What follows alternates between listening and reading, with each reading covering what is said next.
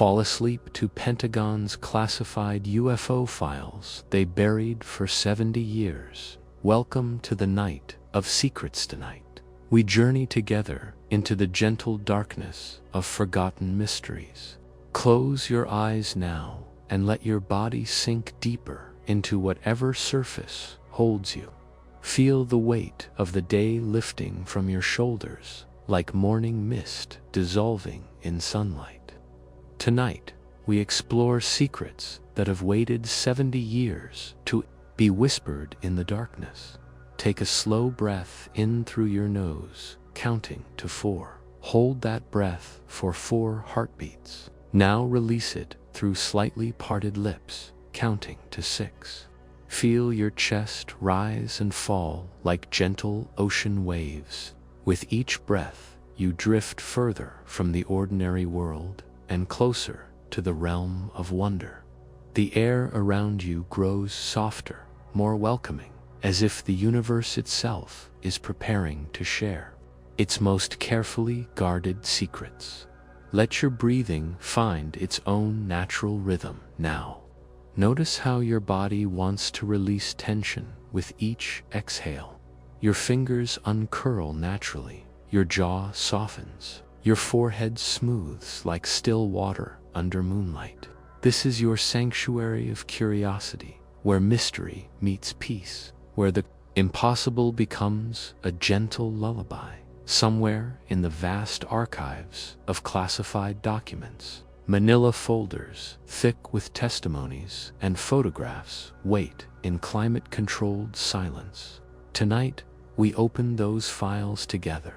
Not with harsh fluorescent lights and cold metal tables, but with the warm glow of understanding, the soft illumination of wonder. These are stories that changed lives, altered perceptions, and opened doorways between our world and something far greater as we begin our journey. Allow yourself to become weightless, floating on a sea of possibility. The rational world, with its demands and deadlines, fades like distant radio static. What remains is pure experience, pure story, pure mystery, waiting to unfold in the theater of your imagination. Your breath deepens naturally, your heartbeat slows, to match the rhythm of ancient secrets, finally ready to be told. Feel yourself sinking deeper now, ready to witness events that official minds decided were too extraordinary, too transformative, too beautiful and strange for the waking world to comprehend. Tonight, in this space between sleep and wonder, all barriers dissolve. 2. Time and place. I am Memor Co in Autumn, 1953. The air thick with secrecy. Autumn of 1953 settled over the American heartland like a wool blanket fresh from the cedar chest. October's breath carried the scent of burning leaves and apple cider, while the first frost painted spiderweb lacework across farmhouse windows. In the small farming community of Cedar Mills, Kansas, population 847, the harvest moon hung low and amber, casting long shadows between the grain silos that stood like silent sentinels against the star-drunk sky. This was an America still catching its breath from one war and unconsciously preparing for conflicts yet to come. Television was a marvel that only half the town possessed, its flickering blue glow, a new kind of campfire around which families gathered. The other half still clustered around cathedral radios, their warm tubes humming lullabies of distant stations and otherworldly static. Children fell asleep to the sound of grown-ups playing pinochle and discussing whether the Russians really had the bomb, their voices mixing with cricket songs and the distant whistle of the 1015 freight train. The air itself seemed thicker, that autumn heavy with possibility, and the kind of electric anticipation that comes before thunderstorms. Farmers noticed their cattle bunching together in the pastures earlier than usual, and old-timers observed that the geese were flying in strange patterns, sometimes circling back on themselves as if confused by invisible obstacles in the sky. Weather vanes spun without wind, and radio reception crackled with interference that sounded almost musical.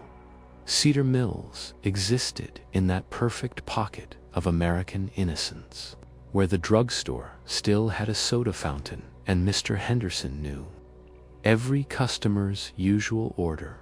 The barbershop served as the town's unofficial news headquarters, where farmers and merchants gathered to debate whether President Eisenhower was handling Korea properly, and whether those strange lights people claimed to be seeing over Topeka were just experimental military aircraft or something else entirely. Main Street stretched for exactly 4 blocks, lined with elm trees whose golden leaves drifted down like nature's confetti. The Methodist Church anchored one end with its modest white steeple, while Kowalski's grain elevator marked the other boundary between civilization and the endless wheat fields that rolled toward every horizon. Between these landmarks sat Mabel's diner, with its perpetual smell of coffee and bacon grease, Thompson's Five and Dime, where penny candy still cost a penny, and the Cedar Mills Bank, with its massive vault that had never been robbed and never would be. The nights in Cedar Mills that October were broken only by the soft percussion of acorns dropping onto tin roofs and the distant lonesome call of a great horned owl hunting in the creek bottoms. Porch lights created small islands of warm yellow illumination, beyond which the darkness stretched unbroken to the curve of the earth itself. It was in this darkness, this perfect small-town quietude, that the impossible would soon unfold. Street lamps cast pools of light every 100 yards along Main Street, each one surrounded by dancing clouds of moths and October beetles. The smell of wood smoke drifted from chimneys, mixing with the sweet decay of fallen apples in backyard orchards. This was a place where neighbors still brought casseroles to new mothers, and where the biggest scandal was usually who showed up to church, smelling of Saturday night's bourbon. But beneath this Norman Rockwell surface, something was stirring, something that would transform this sleepy farming community into the keeper of secrets so profound that the military would classify them for 7 decades. 3. Witness. SYMPHONY. The lives that would be forever changed. Martha Henderson, the night. Waitress Martha Henderson had worked the night shift at Mabel's Diner for 12 years, ever since her husband Carl shipped out to Korea and never came back. At 34, she moved through the diner's warm yellow light with the practiced grace of someone who had poured 10,000 cups of coffee and never once forgotten whether a customer preferred cream or sugar. Her auburn hair was always pinned up neat, and her uniform pressed crisp despite the late hour when only truckers and the occasional traveling salesman sought her coffee and quiet company. The diner at 2 a.m. was Martha's cathedral. Steam rose from coffee cups like incense, and the soft sizzle of eggs on the griddle provided a gentle percussion to her nightly routine. She knew the sound of every regular customer's footsteps on the wooden front porch, could identify the approaching rumble of each trucker's rig by the particular note of its engine. Her world was measured in coffee refills and slice-of-pie conversations. in the comfortable rhythms of people seeking warmth and sustenance in the deep hours of night. Martha had developed an almost supernatural ability to read the needs of late-night souls. The young farmer who stopped by every Tuesday was struggling with his father's failing health. The traveling salesman who ordered apple pie and milk was homesick for a wife who'd stopped writing letters. The night shift workers from the grain elevator needed coffee strong enough to wake the dead and conversation light enough to ease their minds toward dawn. She provided these things with the instinctive generosity of someone who understood that the diner was often the only light in people's darkness. Her small apartment above the diner was furnished with hand-me-downs and hope. A wedding photo on the nightstand showed her and Carl dancing at the VFW hall, both of them impossibly young and certain that forever was guaranteed. Now she fell asleep each morning to the sound of the town waking up below her window, children walking to school, delivery trucks making their rounds, the comfortable sounds of ordinary life continuing its eternal cycle. Her dreams were usually of simpler times, but lately she'd been having strange visions of lights dancing in wheat fields and voices calling from very far away. Dr. Samuel Reeves, the country doctor. Dear Samuel Reeves had delivered half the babies in Cedar Mills and eased the final moments of their grandparents at 58, and his black Ford sedan was recognized at every farmhouse within 30 miles. He'd studied at Johns Hopkins before the war, could have practiced anywhere, but something about the wide Kansas sky and the genuine need of farming families had called him home to stay. His office occupied the ground floor of a converted Victorian house on Elm Street, where the waiting room still had the original hardwood floors and tall windows that caught the morning light just right. Children weren't afraid of Dr. Reeves because he kept peppermint sticks in his coat pocket and always remembered to ask about their pets or school projects while checking their throats. Adults trusted him because he never rushed, never talked down to them, and somehow always knew exactly what was wrong and how to fix it. Dr. Reeves had seen things in his years of practice that medical school had never prepared him for. Farmers who recovered from injuries that should have been fatal.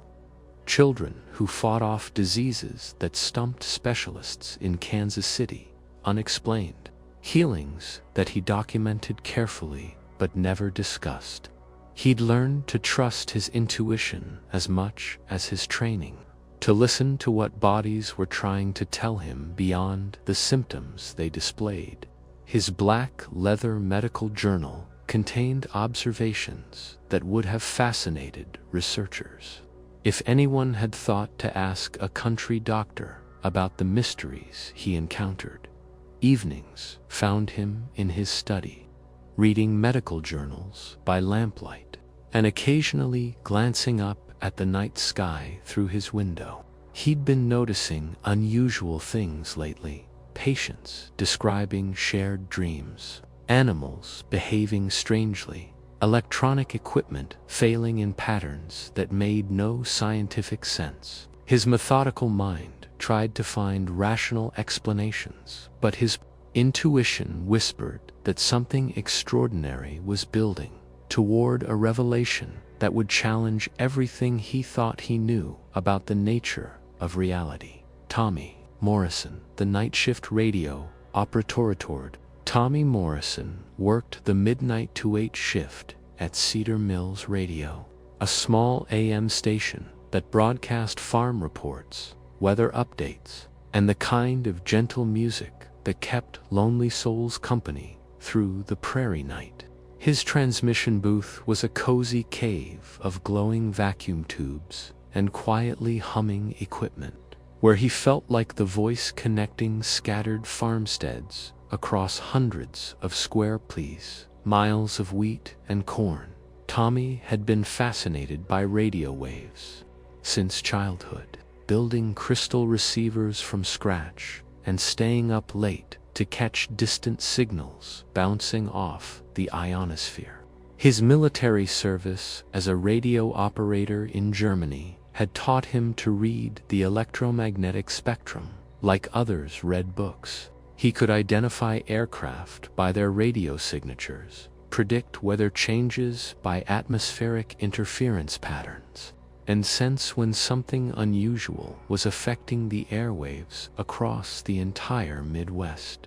Lately, his equipment had been picking up signals that defied explanation, not the usual atmospheric disturbances or distant military transmissions, but something that seemed almost musical, almost like language spoken in frequencies just beyond human hearing. His precisely calibrated receivers registered these anomalies during the same hours each night, usually between 2 and 4 a.m., when most of the region was deep in sleep. Tommy documented everything in a logbook he kept locked in his desk drawer, filling pages with frequency measurements, duration records, and detailed descriptions of sounds that shouldn't exist. His small apartment behind the radio station was a testament to his fascination with communication across vast distances. Home-built radio equipment lined one wall, while charts tracking atmospheric conditions and unusual signal patterns covered another. He fell asleep each morning, surrounded by the gentle static of the universe, dreaming of voices calling across impossible distances and lights that danced in perfect synchronization with electromagnetic songs only he seemed capable of hearing.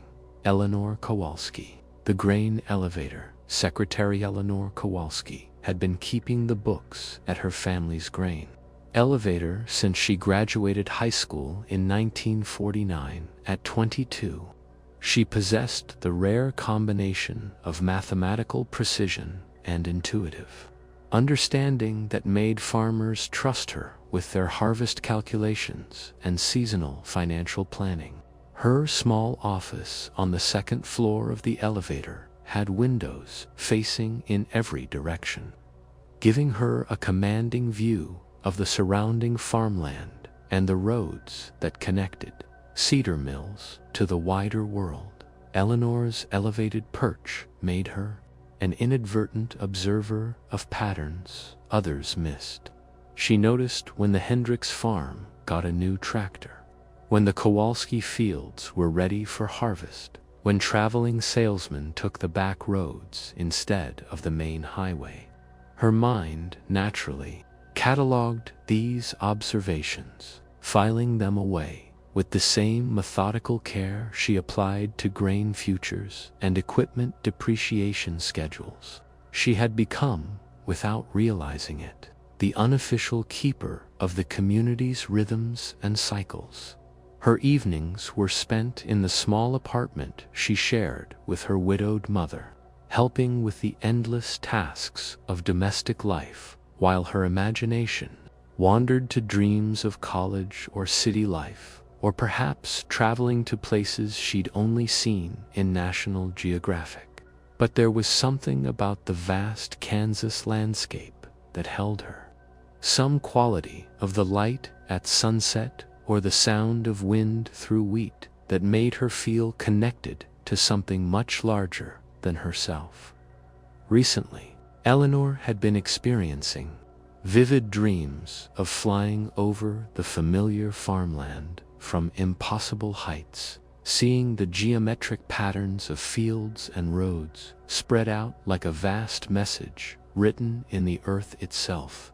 She would wake with the sensation of weightlessness still clinging to her, and a strange certainty that she was being prepared for something important, something that would ask her to see the world from an entirely different perspective. For the Approaching NIGHT, October 23, 1953. The day that changed everything. October 23, 1953 began like any other autumn day in Cedar Mills, but the atmosphere itself seemed to hold its breath, as if the universe was preparing for a secret to be revealed.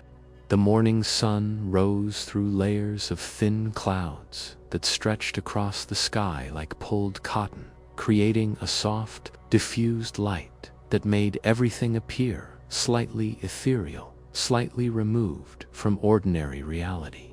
Martha Henderson noticed it first when she unlocked the diner at 5 a.m. for the breakfast shift. The air felt charged, the way it sometimes did before summer thunderstorms, except the sky was clear and the barometric pressure steady. Her coffee maker, which had worked perfectly for 3 years, produced coffee that tasted faintly metallic, and the radio in the kitchen kept drifting off station despite being perfectly tuned just the day before. She found herself humming melodies she'd never heard, tunes that seemed to come from somewhere deep in her memory yet felt completely new. Dr. Reeves experienced the strangeness during his morning rounds. 3 separate farmwives mentioned that their chickens had refused to leave their coops, huddling together as if seeking safety from some invisible threat. The Hendricks dairy cows stood in unusual formations in their pasture, arranged in almost perfect geometric patterns that served no apparent purpose. Most peculiarly, every dog in the county seemed restless and alert, not agitated or frightened, but intensely focused on something their human companions couldn't perceive. Tommy Morrison's radio equipment registered electromagnetic anomalies. Throughout the morning hours, when such interference was virtually unknown, his transmitter power fluctuated in rhythmic patterns that reminded him of heartbeat or breathing. The phone lines carried an odd harmonic undertone that made calls sound like they were coming from much farther away than neighboring towns. By noon, he'd filled 6 pages of his logbook with measurements that made no scientific sense according to everything he'd learned about radio propagation. Eleanor Kowalski watched the day unfold from her office windows with growing fascination. The wind patterns across the wheat fields created ripples that moved in perfect spirals, and she counted 17 separate occasions when birds changed direction in mid-flight for no apparent reason. The afternoon light seemed somehow more golden than usual, casting shadows that were sharper and more defined, as if reality itself was shifting into higher resolution. As evening approached, the sunset painted the sky in shades of amber and rose that veteran farmers claimed they'd never seen before. The air temperature dropped precisely 3 degrees every half hour, and the barometric pressure held steady at exactly 30.00 inches of mercury for 4 consecutive hours. A meteorological impossibility that local weather enthusiasts discussed with puzzled excitement at the diner and barber shop. The wind died completely at 8:17 p.m., leaving an absolute stillness that made every sound seem artificially amplified. Footsteps on wooden porches echoed like drumbeats. Conversations carried clearly across entire city blocks. The evening freight train's whistle, usually a comfortable background note, seemed to penetrate walls and windows with unusual clarity, as if the very air had become a more efficient conductor of sound. Streetlights flickered on as scheduled at 8:30, but their illumination appeared somehow different, cleaner, more focused, casting pools of light with unusually sharp boundaries. Between brightness and shadow. Moths and night insects gathered around these lights in perfect spirals rather than their usual chaotic clouds, creating what looked like tiny tornadoes of wings and movement. By 9 p.m., the entire town had settled into its evening routines, but nothing felt quite routine. Television reception was crystal clear on channels that usually came in fuzzy, while familiar stations faded into static. Radio broadcasts from distant cities came through with startling clarity, while local stations experienced technical difficulties that their engineers couldn't explain or repair. The night sky began to reveal stars with unusual brilliance, as if atmospheric interference had been completely eliminated. The Milky Way appeared as a glowing river of light across the heavens, and planets were visible to the naked eye with startling clarity.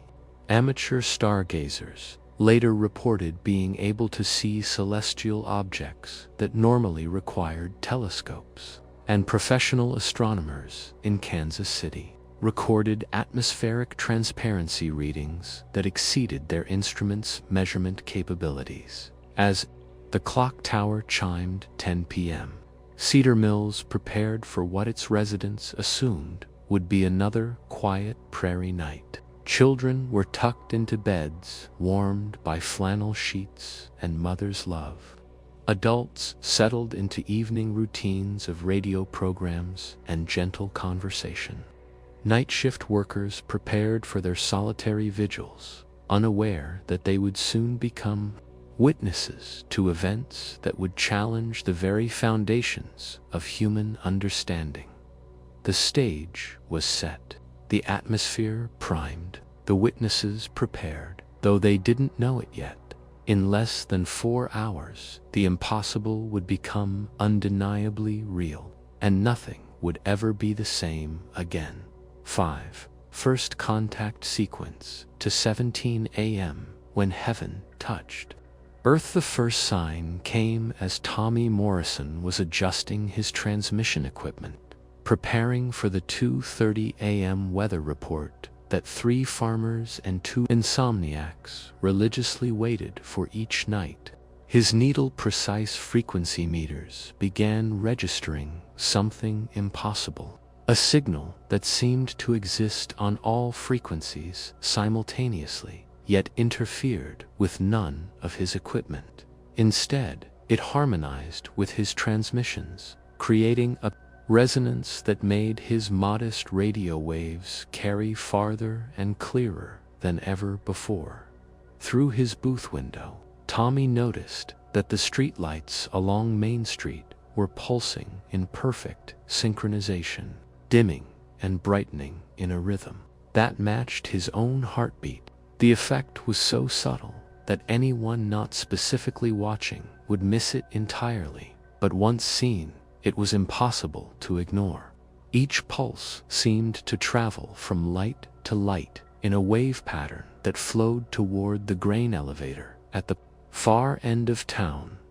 Eleanor Kowalski, unable to sleep, had climbed to the highest platform of the grain elevator with a cup of chamomile tea and a desire to think under the stars.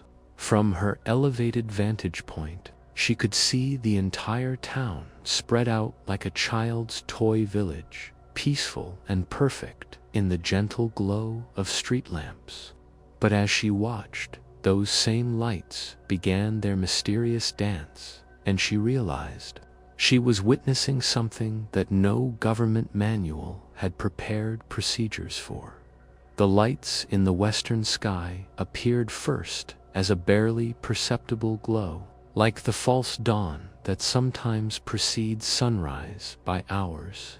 But this glow emanated from multiple points simultaneously, forming a perfect triangle that maintained its geometric precision as it moved slowly across the starfield. Eleanor's breath caught in her throat, not from fear, but from the overwhelming beauty of lights that seemed to pulse with the rhythm of life itself. Dr. Reeves was making a late-night house call to the Peterson farm, where their youngest child was running a fever that worried his young mother. As he packed his medical bag after determining the fever was breaking naturally, he noticed that every animal on the farm had gathered in the front yard: cattle, horses, chickens, even the barn cats, all facing west and completely still, as if posing for an invisible photographer. Their eyes reflected a light source that wasn't coming from the farmhouse or his automobile headlights. Martha Henderson was serving coffee to Jake Henley, a trucker making the Kansas City to Denver run, when both of them noticed that the diner's neon sign was behaving strangely. Instead of its usual steady red glow spelling Mabel's, the letters were pulsing in sequence, creating a rhythm that spelled out messages in light. First M, then A, then B, then E, then L, then back to the beginning, but with pauses and emphasis. That seemed almost like Morse code, almost like a language of illumination. "You seeing this too?" Jake asked quietly, his coffee cup suspended halfway to his lips. "I'm seeing something," Martha replied, her voice filled with wonder rather than concern. "Question is, what's seeing us back?" The triangle of lights in the western sky had grown larger and more defined, revealing itself to be composed of 3 distinct craft, each one a perfect disc shape that reflected starlight from surfaces that seemed to shift between metallic and translucent. They moved without sound, without visible means of propulsion, with the fluid grace of leaves floating on a still pond. The precision of their formation was absolute, each craft maintaining an exact distance from its companions, as if connected by invisible threads. Tommy's radio equipment registered their approach through frequency modulations that resembled music more than mechanical noise. The signals varied in pitch and rhythm, creating harmonies that reminded him of whale songs or wind chimes in a gentle breeze. He grabbed his microphone, unsure whether to broadcast an emergency alert or simply bear witness to beauty that had no name. "This is Cedar Mills Radio," he whispered into the microphone, his voice carrying the reverence of someone speaking in a cathedral. "It's 2:34 a.m. on October 24th, 1953, and I'm watching 3 lights in the western sky that are moving like nothing I've ever seen before. They're not aircraft as we understand aircraft. They're something else entirely, something wonderful." Eleanor watched from the grain elevator as the formation approached the town directly, and she realized that what she was seeing challenged every assumption about physics, about reality, about humanity's place in the cosmic order. The craft moved in perfect silence, their surfaces rippling with colors that had no names, not quite silver, not quite gold, but something that seemed to contain all possible metallic hues, shifting in slow waves across their hulls. Dr. Reeves stood in the Peterson farmyard, surrounded by animals that remained perfectly calm despite the extraordinary nature of what they were all witnessing together.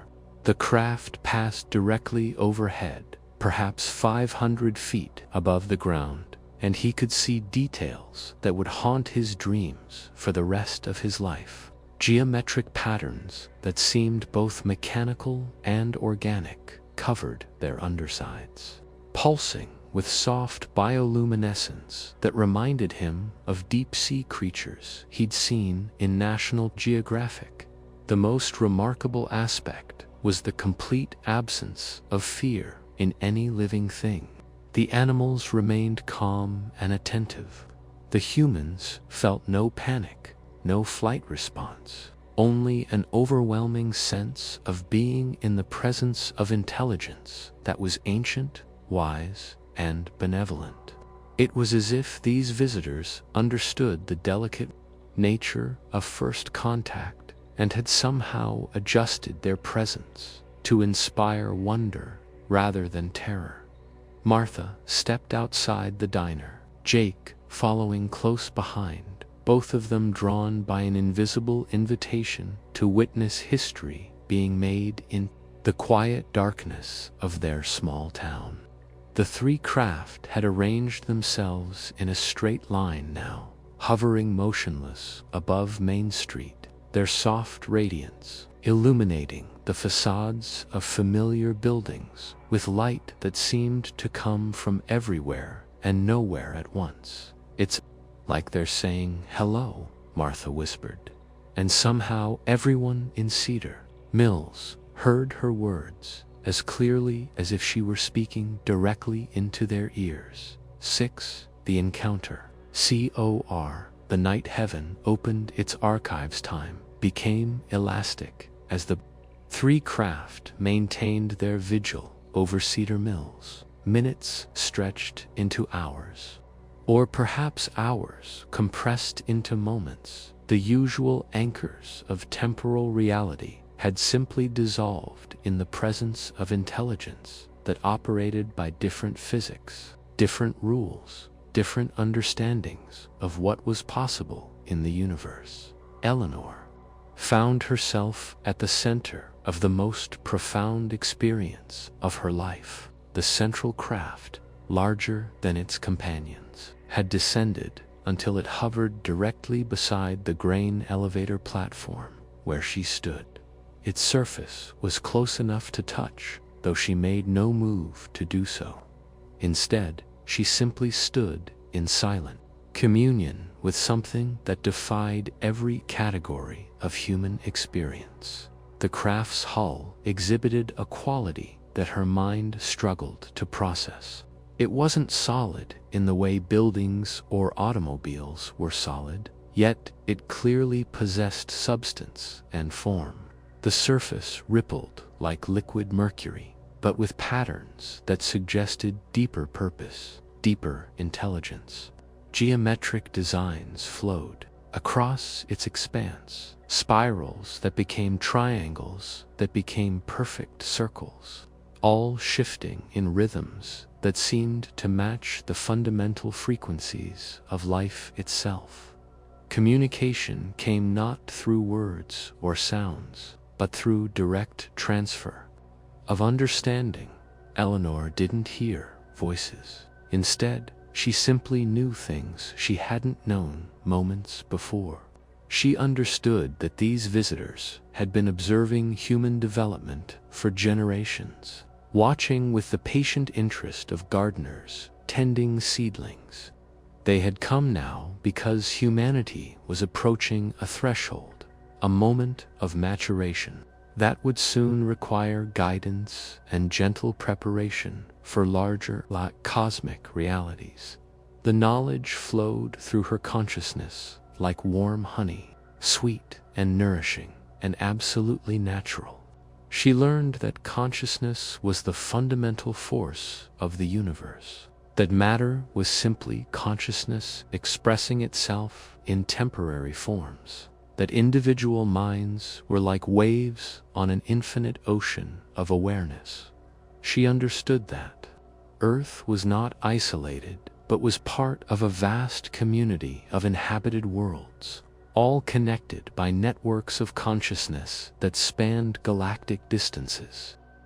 Dr. Reeves experienced his own profound encounter in the Peterson farmyard, surrounded by animals that seemed to be receiving their own form of communication from the hovering craft. The family's milk cow, usually skittish and unpredictable, stood beside him with the peaceful demeanor of a meditation student. The farm dog pressed against his leg, not seeking protection, but offering comfort, as if understanding that humans needed more reassurance during such transcendent experiences than other species did. The craft above the farmhouse extended what could only be described as a beam of concentrated starlight, but a light that carried information, emotion, and healing energy in equal measure. Dr. Reeves' direct experience rather than intellectual explanation. He understood that consciousness and physical wellness were intimately connected, that healing was a process of helping individual awareness reconnect with universal harmony. His medical training expanded exponentially as he was shown the human energy system that existed alongside but beyond the physical body, networks of light that carried information, emotion, and life force through channels that conventional medicine hadn't yet discovered. He saw how disease was often a symptom of disconnection from these larger patterns, and how true healing involved helping patients remember their connection to the cosmic web of consciousness. Martha Henderson's experience unfolded inside the diner where she and Jake Henley found themselves in the company of beings that had somehow materialized without entering through doors or windows.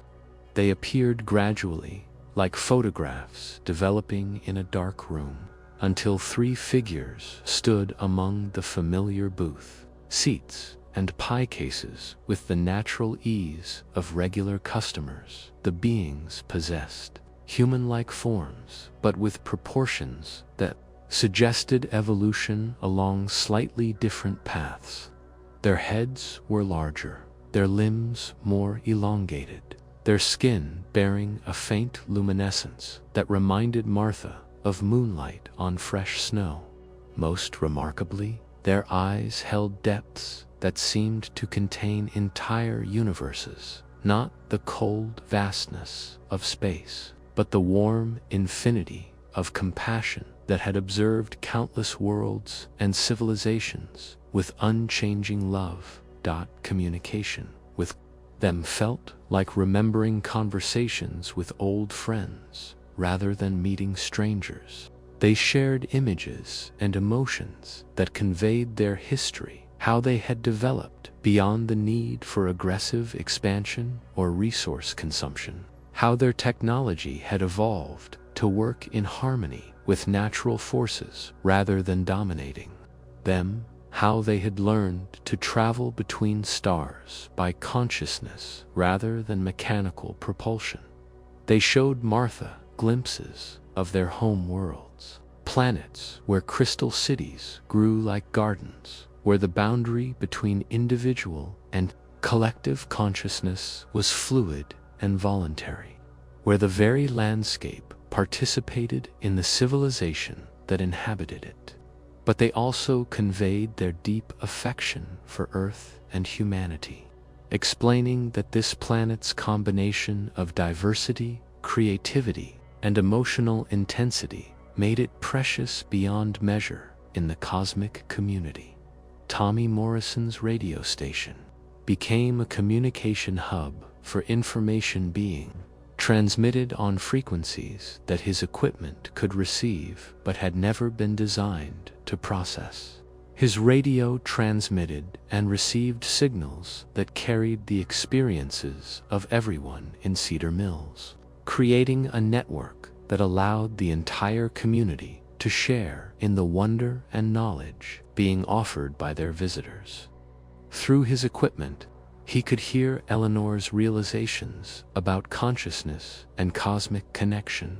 He experienced Dr. Reeves' expanded understanding of healing and human potential. He felt Martha's profound sense of welcome and belonging in a universe much larger and more friendly than anyone had previously imagined. The radio waves became a conduit for collective awakening, carrying not just individual experiences, but the transformation of an entire community's understanding of reality. The encounter reached its crescendo. As dawn approached, the three craft began to pulse in perfect synchronization, their light growing brighter, but somehow gentler, more nurturing. Every person in Cedar Mills felt themselves lifted, not physically, but in consciousness, until they could perceive their town from the same elevated perspective that their visitors maintained constantly. From this expanded viewpoint, they could see the connections between all living things, the networks of light that linked every consciousness to every other consciousness, that they had been chosen not for any special virtue, but simply because they were ready to receive and eventually share this larger understanding with a world that would soon need it desperately. As the first rays of actual sunlight painted the eastern horizon, the visitors began to fade, not departing so much as stepping back into the dimensions from which they had emerged. But the knowledge they had shared remained embedded in the consciousness of everyone who had participated in this night of revelation. Cedar Mills had become a seed of cosmic awareness, planted in the heart of America and destined to influence the course of human development for generations to come. The last transmission Tommy's radio received was not in words, but in pure emotion, gratitude for humanity's courage in facing the unknown, excitement for the transformations that lay ahead, and unconditional love for a species that was finally ready to take its place in the larger community of conscious beings that filled the universe with wonder, wisdom, and infinite possibility. 7. Return to EARTH dawn of a new understanding. The first rays of sunlight painted the grain elevator's weathered walls with ordinary gold. She stood on the platform where she had witnessed impossibility become reality, holding memories that felt more real than her own childhood, more vivid than her own dreams.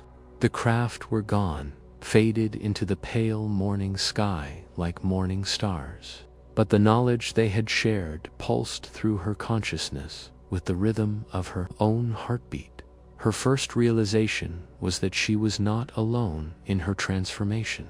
Somehow, without speaking to any of them, she knew that Martha, Dr. Reeves, and Tommy had shared parallel experiences, each receiving information perfectly tailored to their individual roles and capabilities. The radio operator would understand the technical aspects of consciousness as frequency and vibration. The doctor would grasp the healing implications of expanded human potential. The waitress would embody the nurturing wisdom needed to help others integrate these revelations gently and naturally. Eleanor climbed down from the grain elevator with movements that felt different, more fluid, as if gravity had become optional rather than mandatory. Her feet touched the ground, but part of her awareness remained floating in the expanded perspective her visitors had shared. She could perceive the town below, not just as buildings and streets, but as a living organism of interconnected consciousness. Each household a cell in a larger being that was slowly awakening to its true nature. Dr. Reeves drove home from the Peterson farm in the pre-dawn darkness, his mind processing medical revelations that would transform his practice for the rest of his career. He understood now that every patient who entered his office was not just a physical body requiring repair, but a consciousness seeking to remember its connection to universal wholeness. His black medical bag would carry not just instruments and medicines, but an awareness of healing possibilities that conventional training had never imagined. The farm animals he passed seemed different too, more alert, more purposeful in their movements. Cattle arranged themselves in geometric patterns that suggested they too had received some form of communication during the night. Couldn't perceive. The very landscape seemed more alive, more responsive, as if the boundary between observer and observed had been permanently altered. Martha Henderson cleaned the diner's coffee equipment with the same methodical care she'd used for 12 years, but every familiar action felt imbued with new meaning. She understood now that her role as night shift waitress had been preparation for something much larger. She was to become a keeper of cosmic hospitality, someone who could help visitors from anywhere in the universe feel welcomed and understood. Her diner would remain a sanctuary for late-night souls, but now she would serve not just coffee and pie, but comfort for beings awakening to realities beyond their previous comprehension. The beings she had conversed with during the night had left her with practical gifts as well as cosmic understanding. She found she could sense people's emotional states with startling accuracy, could offer exactly the words or silence that would most help someone processing difficulty or confusion. Her intuition had expanded to encompass not just individual needs, but the collective requirements of a community undergoing gradual transformation. Tommy Morrison remained at his radio station as the morning DJ arrived for the 6 a.m. shift, but his equipment continued registering anomalous signals that seemed to come from everywhere and nowhere simultaneously. The frequencies carried not interference, but information, weather patterns that wouldn't appear on meteorological charts for days, agricultural insights that would help local farmers maximize their harvests, and most remarkably, emotional support frequencies that seemed designed to ease the psychological adjustment required by their night's experiences. He had filled 3 notebooks with technical data that would have fascinated Boo scientists if he'd known which scientists could be trusted with such information. Frequency measurements that defied known physics, signal propagation patterns that suggested communication methods beyond current human technology, and most intriguingly, evidence that consciousness itself generated measurable electromagnetic effects when operating at expanded levels of awareness. As Cedar Mills awakened to what appeared to be an ordinary Thursday morning, the 4 witnesses discovered that their memories of the encounter remained crystal clear, while everyone else in town seemed to have experienced unusually deep, peaceful sleep. Children woke up describing dreams of flying and seeing their homes from great heights. Adults reported the most refreshing night's rest they'd had in years. Even the elderly mentioned feeling more energetic and optimistic than they had in months. But the physical evidence was undeniable. Every electronic device in town, radios, televisions, electric clocks, even automotive ignition systems, functioned with unusual efficiency and clarity. The grain elevator's mechanical equipment operated with smoother precision than its maintenance records indicated should be possible. Dr. Reeves' medical instruments provided readings with startling accuracy, while Martha's diner equipment produced coffee and food that customers universally declared. Most remarkably, people began experiencing enhanced intuitive abilities. Farmers found themselves knowing exactly when to plant or harvest without consulting almanacs. Children displayed artistic and academic capabilities that surprised their teachers. Adults discovered they could communicate with unusual effectiveness, resolving conflicts and misunderstandings with an ease that had been absent from their relationships for years. The 4 witnesses met informally at the diner for breakfast. Though none of them had planned the gathering, they simply found themselves drawn to congregate.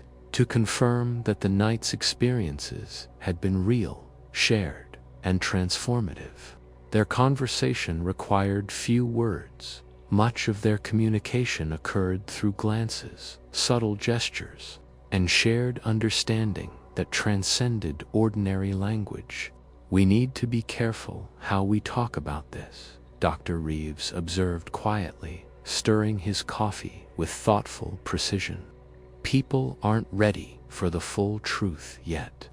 "Maybe they don't need the full truth all at once," Martha replied, refilling his cup with the natural grace of someone who understood that nurturing was her cosmic calling. "Maybe they just need to see that something good is happening, something that's making life better and easier and more hopeful."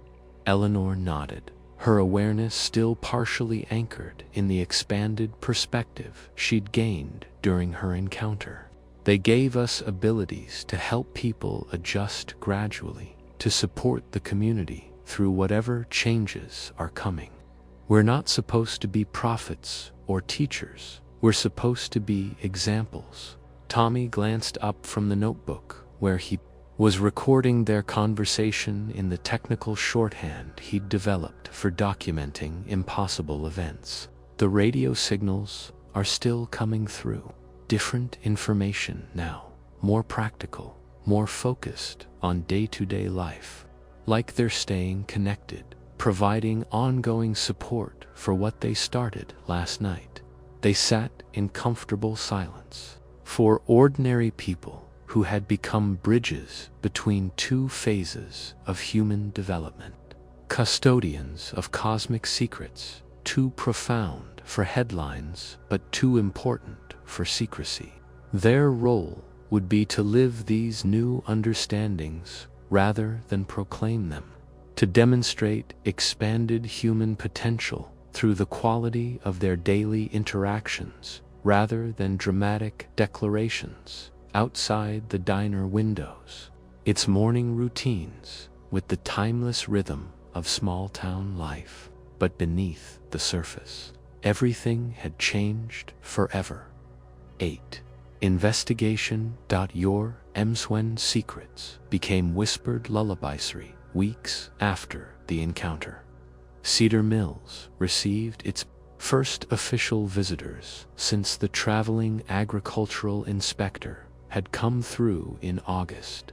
They arrived in black sedans that looked like they'd driven straight from Washington, D.C., which, according to the discreet inquiries made at the post office, they had.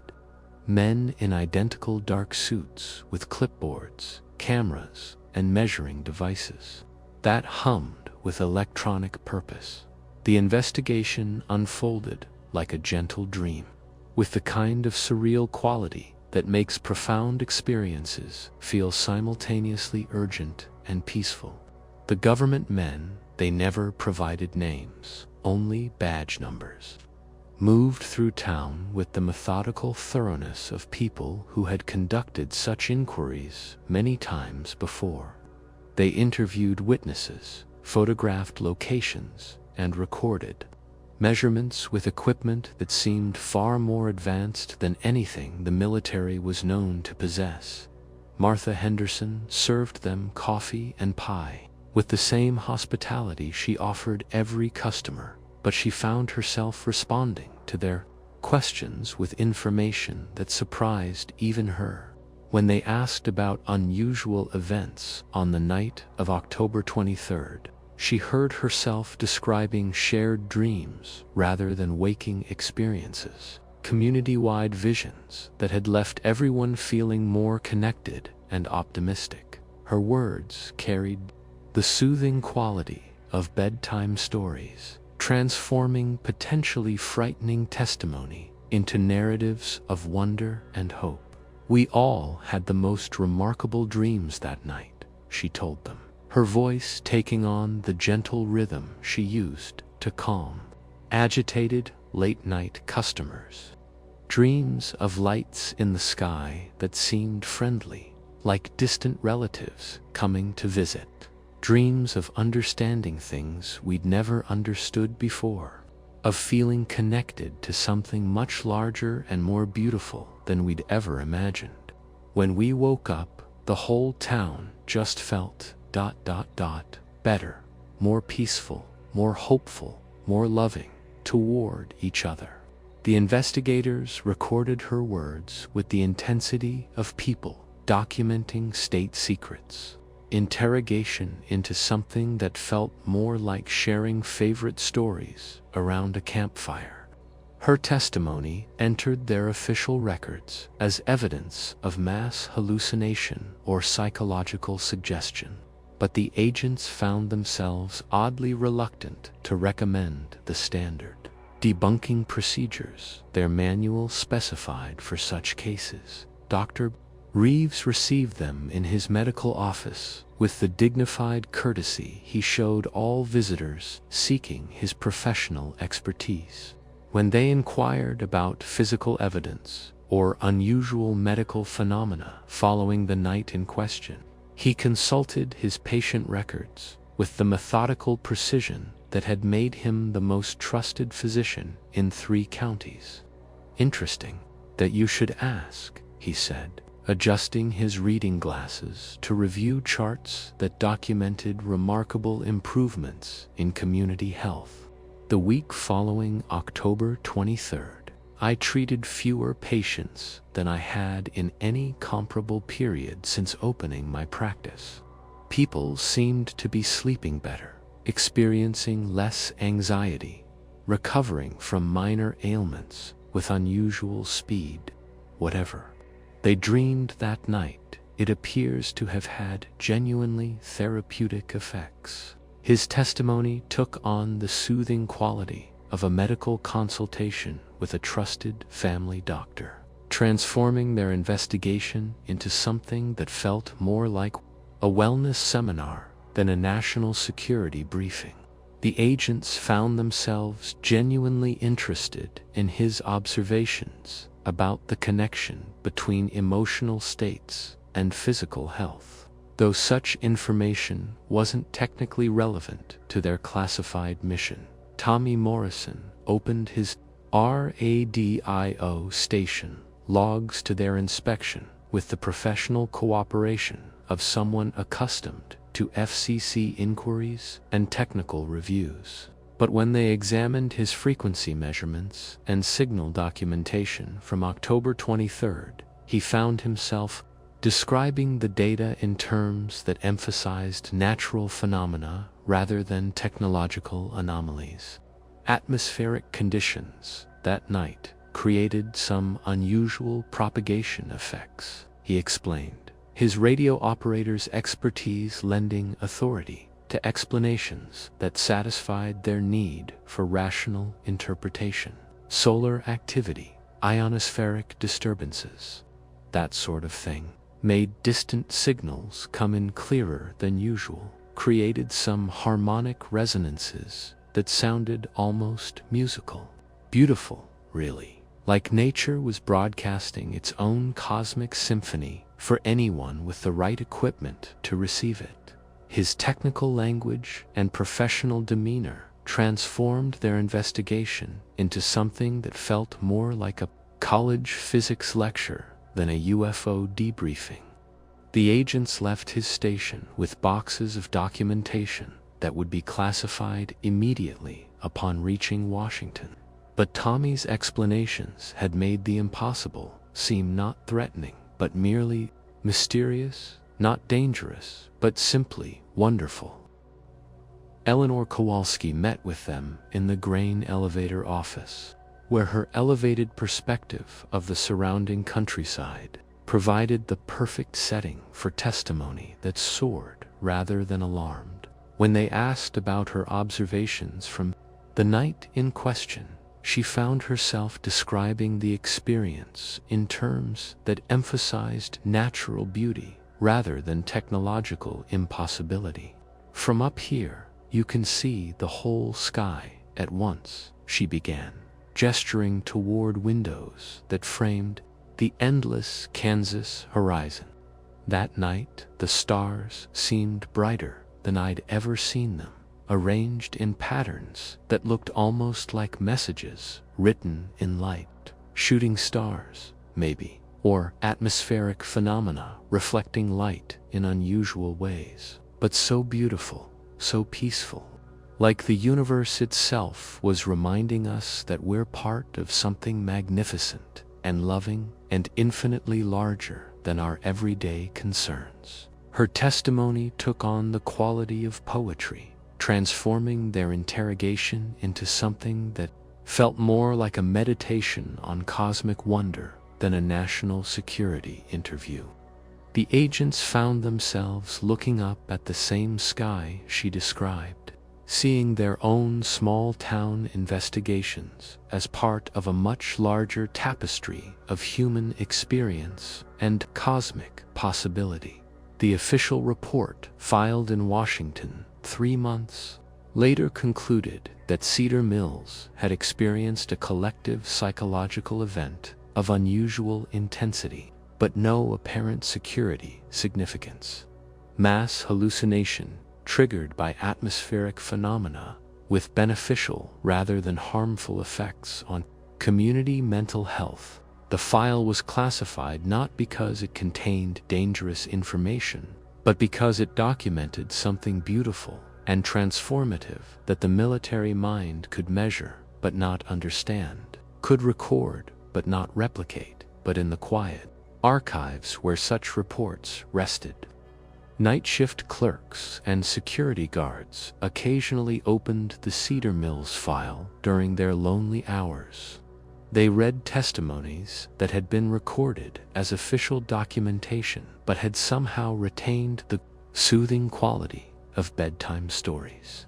The words carried listeners toward peaceful sleep, filled with dreams of starlit skies and cosmic connection, of small towns where impossible things happened gently, and of witnesses who transformed frightening encounters into narratives of hope and wonder. The file became an inadvertent lullaby, a classified bedtime story that helped overworked government employees remember that the universe contained mysteries more beautiful than threatening, possibilities more inspiring than alarming. It was filed under unexplained phenomena, no further action required, but its real classification was dreams that help the awakening world sleep peacefully. 9. Deeper mysterious questions that sing us to sleep in the months and years that followed. Researchers who gained access to the Cedar Mills files discovered that October 20, 1953 was not an isolated event, but part of a pattern that stretched across decades and continents.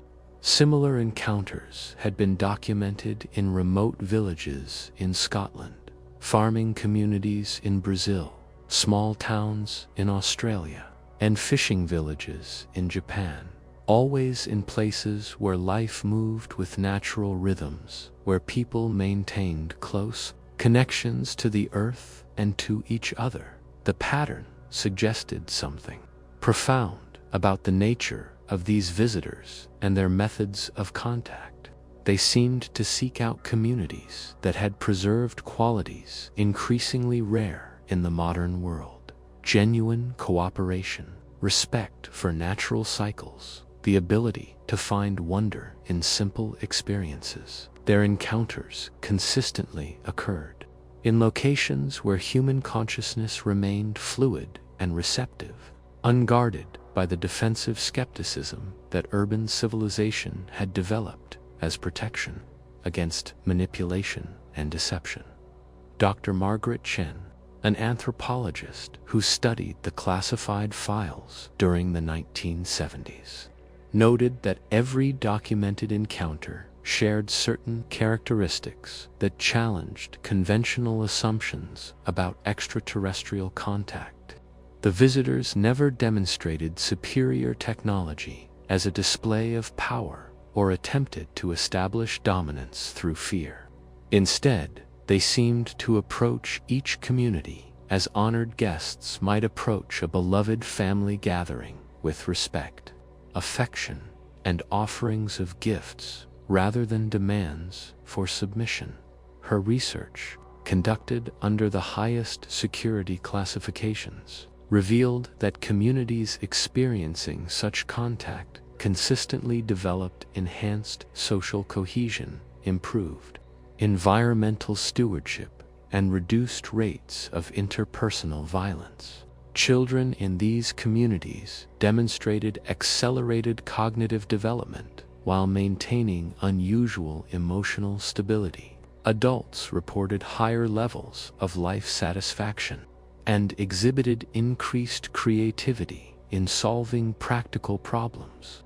Even domestic animals displayed more cooperative behaviors and appeared to live longer, healthier lives. The files contained testimonies from military personnel who had investigated these encounters, expecting to find evidence of threat or deception, only to discover phenomena that challenged their fundamental assumptions about the nature of intelligence, consciousness, and humanity's place in the cosmic order. Colonel James Mitchell, who supervised investigations throughout the 1950s, wrote in a classified memorandum that was buried so deeply it took 20 years to surface. After reviewing 47 cases of documented contact, I am compelled to report that we are dealing not with invaders or conquerors, but with teachers and healers. Their technology appears to be consciousness-based rather than mechanical. Their intentions consistently benevolent. Their methods designed to enhance rather than exploit human potential. If these beings pose any threat to national security, it is only the threat that comes from hope, the dangerous possibility that humanity might actually be capable of the peace, cooperation, and cosmic citizenship they seem to be gently encouraging. The deeper mystery lay not in the technology or origins of the visitors, but in the question of why their presence had such consistently positive effects on human communities. Physicists studying the phenomenon proposed that consciousness itself might be a fundamental force of nature, like gravity or electromagnetism, and that these visitors had learned to work in harmony with consciousness rather than against it. Their very presence seemed to activate dormant potentials in human awareness, abilities that had been suppressed by cultures based on competition rather than cooperation. Dr. Sarah Williams, a psychiatrist who interviewed dozens of contact witnesses during the 1960s, documented consistent patterns of expanded empathy, enhanced intuition, and increased ability to perceive connections between apparently separate phenomena. But most remarkably, these witnesses maintained perfect psychological stability despite having experienced encounters that should have been traumatic by any conventional measure. Instead of exhibiting symptoms of post-traumatic stress, they displayed characteristics associated with peak psychological health and spiritual development. Her confidential reports described witnesses who had developed what she termed cosmic perspective, the ability to perceive individual problems within the context of larger patterns and purposes. They demonstrated unusual resilience in facing life's challenges, not through denial or detachment, but through genuine understanding that difficult experiences were part of larger learning processes that ultimately served beneficial purposes. Their sleep was consistently deeper and more refreshing, their dreams more vivid and meaningful, their waking consciousness more flexible and creative. The classified files revealed that governments around the world had reached similar conclusions. Through independent investigations, the visitors posed no military threat because they operated according to principles that made military thinking irrelevant. They couldn't be fought because they didn't fight. They couldn't be captured because they existed partially outside the physical dimensions where capture was possible. They couldn't be controlled because they were already in perfect harmony with natural laws that human technology was only beginning to recognize. But perhaps the deepest mystery documented in those buried files was the visitors' apparent knowledge of human destiny. Multiple witnesses reported receiving information about humanity's eventual development into a species capable of conscious cooperation with natural and cosmic forces. They described being shown visions of Earth's future as a planet where technology served consciousness rather than dominating it, where individual creativity flourished within the context of voluntary collective harmony, where the exploration of space was undertaken as a natural extension of spiritual development rather than territorial expansion. These visions consistently portrayed humanity's future as something earned rather than given, developed through patient growth rather than sudden transformation. The visitors seemed to understand that sustainable change required time, wisdom, and the gradual awakening of entire populations to possibilities that couldn't be imposed from outside but had to be discovered from within. Their encounters were not attempts at conversion, but invitations to remember potentials that already existed in human consciousness, waiting for the right conditions to flourish naturally. As you drift deeper into the mystery of these buried files, let their questions become gentle lullabies in your mind. What if consciousness is indeed the fundamental creative force of the universe? What if these visitors are not strangers, but older siblings in a cosmic family we've temporarily forgotten we belong to? What if the deepest secrets hidden in government archives are not threats to be feared, but gifts to be gradually unwrapped as humanity becomes ready to receive them? These questions need no immediate answers. They are seeds planted in the fertile darkness of sleep, destined to bloom into understanding when the time is right, when consciousness itself has expanded enough to embrace mysteries that transform fear into wonder, isolation into connection, and the impossible into the naturally, beautifully, inevitably real. 10 Cosmic immediatio in floating among the stars of understanding. As our journey through these classified secrets draws toward its gentle conclusion, allow yourself to float now in the vast space between knowing and wondering, between the solid ground of everyday reality and the infinite sky of cosmic possibility. Feel your physical body becoming weightless, supported not by mattress or pillow, but by the same mysterious forces that hold planets in their orbits and guide consciousness through its eternal dance of exploration and discovery. Imagine yourself rising slowly above the sleeping town of Cedar Mills, Kansas, ascending with the gentle ease of a soap bubble carried on summer air. Below you, the lights of homes and street lamps create patterns that mirror the constellations above. As above, so below. The ancient wisdom whispers through dimensions of understanding that stretch far beyond the reach of government classifications or official denials. You are floating now in the place where all secrets become simply different expressions of the one great truth.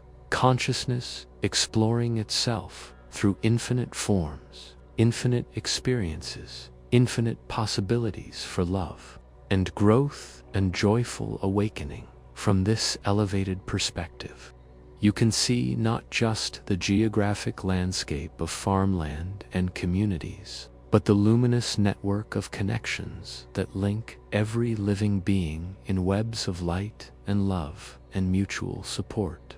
Every person sleeping peacefully below you is connected to every other person by threads of light that pulse with shared humanity, shared wonder, shared destiny among the stars. Every animal, every plant, every microorganism participates in this vast symphony of consciousness, expressing itself through the magnificent diversity of Earth's living systems. Expand your awareness now beyond the boundaries of our planet, feeling yourself becoming part of the solar system itself. You are floating among planets and moons and asteroids, all of them conscious in their own way, all of them participating in the great dance of cosmic evolution. The sun at the center of this system is not just a ball of burning gases, but a conscious being radiating not only light and heat, but love and wisdom and life-giving intention throughout the entire solar family. Each planet receives these gifts and transforms them according to its own nature, its own role in the larger symphony. Mercury, closest to the sun, spins with the rapid intensity of pure thought, processing cosmic information at speeds that make light seem slow. Venus wraps herself in clouds of mystery, holding secrets about the nature of beauty and love that will be revealed when consciousness is ready to receive them without being overwhelmed by their transformative power. Mars dreams of the civilizations it once hosted and the gardens it will host again when the cycles of cosmic time bring renewal to its sleeping surface. Jupiter, the giant guardian, maintains gravitational harmony throughout the solar system while serving as a cosmic radio transmitter, broadcasting the music of the spheres to anyone with consciousness capable of receiving such subtle communications. Saturn teaches about the beauty of structure and limitation, showing how boundaries can be expressions of love rather than restrictions. How rings of apparent separation actually create greater beauty and stability for the whole system. The outer planets, Uranus, Neptune, and distant Pluto, serve as ambassadors to the larger galaxy, maintaining connections with other star systems and facilitating the flow of consciousness and information across vast interstellar distances. They remind us that our solar system is not isolated, but is part of a galactic community that stretches beyond the reach of physical telescopes, but not beyond the reach of awakened consciousness.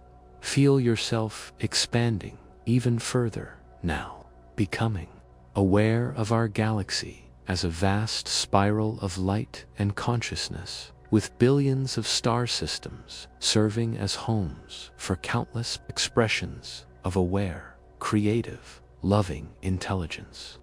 The Milky Way itself is a living being of unimaginable complexity and beauty, slowly rotating in space while simultaneously traveling through dimensions of consciousness that have no names in human languages. Every star is a heart beating with cosmic purpose, every planet a cell in the galaxy's vast body of light. From this cosmic perspective, the visitors to Cedar Mills and countless other communities throughout Earth's history reveal themselves not as aliens, but as family members, older siblings in the galactic family, who have learned to navigate the dimensions of consciousness with the same natural ease that birds navigate the currents of air. They come not as conquerors or even teachers, but as loving relatives, checking on the progress of younger family members who are approaching their own graduation into cosmic citizenship. You can see now that Earth itself is a school, a carefully designed environment where consciousness can experience the full spectrum of individual creativity while slowly learning the lessons of cooperation and love that are prerequisites for joining the larger galactic community. Every challenge humanity faces, every conflict and crisis and moment of breakthrough, is part of a curriculum designed by consciousness itself to develop the wisdom, compassion, and humility necessary for conscious participation in cosmic civilization. The files buried in government archives, the testimonies classified for 70 years, the encounters dismissed as impossible or threatening. All of these are simply documentation of humanity's graduation ceremony being prepared by loving cosmic relatives who understand that the transition from planetary to galactic consciousness must be as gentle and natural as the transition from childhood to adulthood. Float here now in this understanding, feeling yourself held and supported by the infinite love that guides the evolution of consciousness throughout the universe. Every fear dissolves in this cosmic perspective. Every worry reveals itself to be simply a small step in a much larger dance. Every mystery becomes an invitation to expand into greater capacity for wonder, love, and joyful participation in the endless creativity of cosmic consciousness. Let this expanded awareness settle gently into your being like starlight soaking into still water. You are not separate from these cosmic processes, but an integral part of them. Your consciousness, your capacity for love and wonder and creative expression is precisely what the universe is using to explore its own infinite potential. Your dreams tonight will be windows into dimensions of beauty and possibility that exist not in some distant future, but right here, right now, waiting for awareness to expand enough to perceive them naturally. Rest now in this cosmic cradle of understanding, knowing that you are eternally safe, eternally loved, eternally connected to the vast intelligence that creates galaxies as expressions of joy and fills the space between stars with the same consciousness that beats your heart and breathes your lungs and dreams your dreams of a more beautiful world. 11. Sleep induction. Fian Fian. Gratitude for the journey. Permission to dream as our journey through the Pentagon's most carefully guarded secrets draws to its peaceful close. Take a moment to feel gratitude flowing through your being like warm honey. Gratitude for the courage of the witnesses who preserved these stories through decades of secrecy. Gratitude for the wisdom of cosmic visitors who approach humanity with such patience and love. Gratitude for your own consciousness that has allowed you to receive these mysteries and transform them into dreams of possibility and hope. Feel gratitude for your physical body that has carried you through this adventure, supporting your awareness as it expanded to encompass planetary and galactic perspectives. Your heart has beaten steadily throughout this journey. Your lungs have breathed the rhythm of cosmic understanding. Your nervous system has processed information that exists at the very edges of human comprehension. Thank your body now for its faithful service and feel it beginning to release into the deep rest it has earned. Let gratitude flow toward the small town of Cedar Mills, Kansas, and all the communities throughout history that have served as bridges between ordinary human consciousness and the vast intelligence that fills the universe. These places and people have held space for the impossible to become gently, beautifully possible, creating doorways through which cosmic understanding can enter human awareness without overwhelming or frightening the delicate mechanisms of individual consciousness.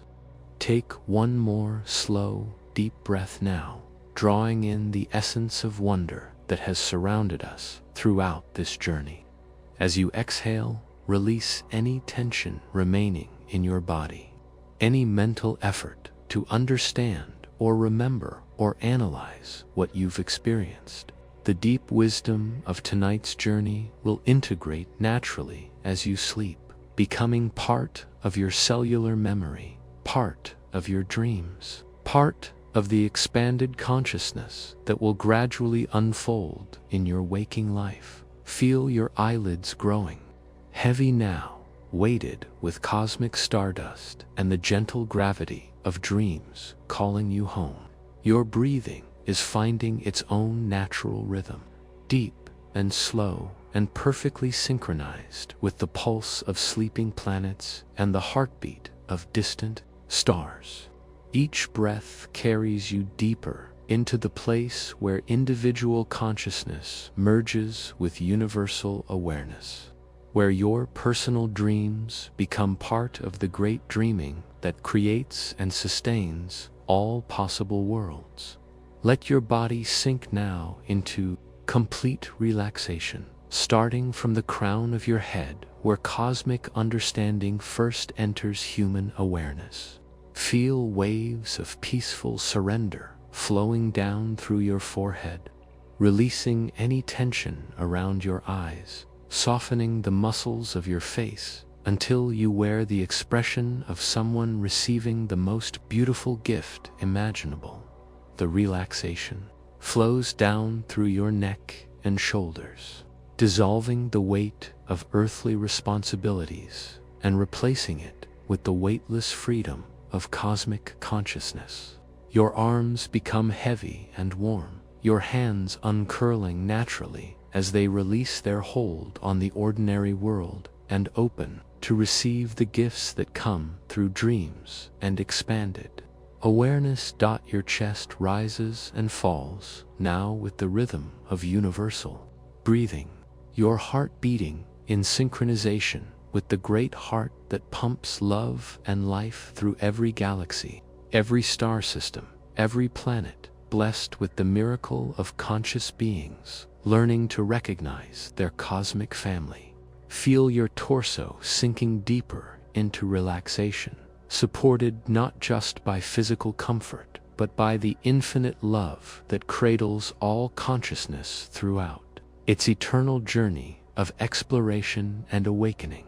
Your hips and legs grow heavy now with the sweetest fatigue, the delicious tiredness that comes after a journey beyond the boundaries of ordinary experience. Your feet, which have walked through impossible landscapes tonight, deserve to rest in the perfect peace that comes from knowing you are exactly where you belong in the vast scheme of cosmic evolution. You are safe now. You are loved beyond measure. You are connected to intelligence and beauty and creative potential that stretches beyond the reach of any government classification, any official denial, any limitation that small minds might try to place on the magnificent reality of your cosmic citizenship. Sleep now, dear traveler. Dream the dreams that transform worlds.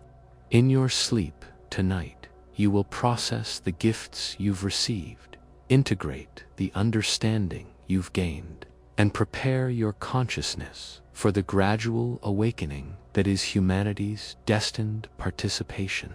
In galactic civilization, the files may be classified, the testimonies buried, the evidence hidden, but the truth lives on in consciousness itself, in dreams that remember what official minds have forgotten, in the quiet knowing that fills the hearts of those who have glimpsed the beautiful reality beyond the veil of ordinary perception. Sleep, and know that your dreams tonight are part of the great dreaming that will eventually awaken all humanity to its cosmic heritage. Sleep and rest in the infinite love that guided visitors to Cedar Mills and guides your own consciousness through dimensions of beauty that have no names but infinite reality. The universe is dreaming through you now. Let yourself become that dream.